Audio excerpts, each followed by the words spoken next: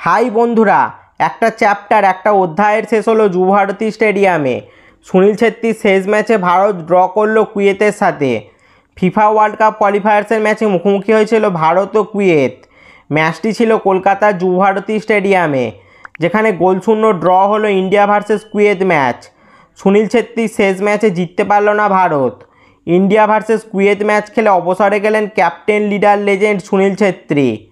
Match শেষে নিজেকে আর ধরে রাখতে পারলেন না সুনীল ছেত্রী। নিজের শেষ ম্যাচের শেষে কেঁদে ফেললেন সুনীল ছেত্রী। এদিন ম্যাচের কথা বললে শুরু থেকেই ফরওয়ার্ড পজিশানে শুরু করেছিলেন সুনীল ছেত্রী। মোহনবাগানের মনবীর, সুভাশিস, বিশাল কাইতরা ছিলেন রিজার্ভ বেঞ্চে। গোলে শুরু করেন গুরপ্রীত সিং সান্ধু।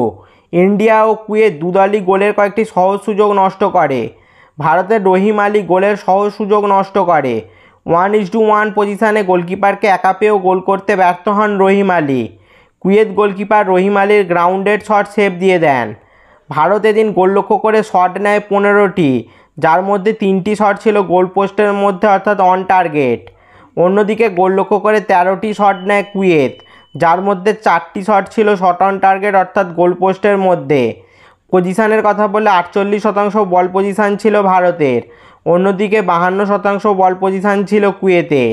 সুনীল ছেত্রী তার কেরিয়ার শেষ করলো ড্র দিয়ে। জয় দিয়ে যদি শেষ করতো তাহলে হয়তো আরও মেমোরেবল হতো সুনীল ছেত্রীর কাছে। নিজের শেষ ম্যাচে গোলও পেলেন না সুনীল ছেত্রী, তবে সুনীল ছেত্রী ভারতকে যা দিয়েছেন তা ভোলার নয়। একের পর এক ম্যাচে ভারতকে সামনে থেকে নেতৃত্ব দিয়ে জিতিয়েছেন Sunil Chhetri. Thank you captain leader legend Sunil Chhetri.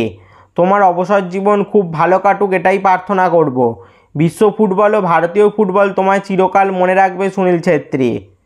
তো বন্ধুরা, সুনীল ছেত্রীর শেষ ম্যাচে কুয়েতের বিরুদ্ধে ভারতের এই গোলশূন্য ড্র নিয়ে তোমাদের কি মতামত তা নিচে কমেন্ট করে জানাও। এই ধরনের ফুটবল রিলেটেড ভিডিও পেতে অবশ্যই চ্যানেলটি সাবস্ক্রাইব করে দাও আর পাশের বেল আইকনটাও বাজিয়ে দাও। ফেসবুক থেকে ভিডিওটা দেখলে পেজটা অবশ্যই ফলো করে দাও আর ভিডিওটা লাইক শেয়ার করতেও ভুলবে না যেন। দেখা হচ্ছে পরের ভিডিওতে।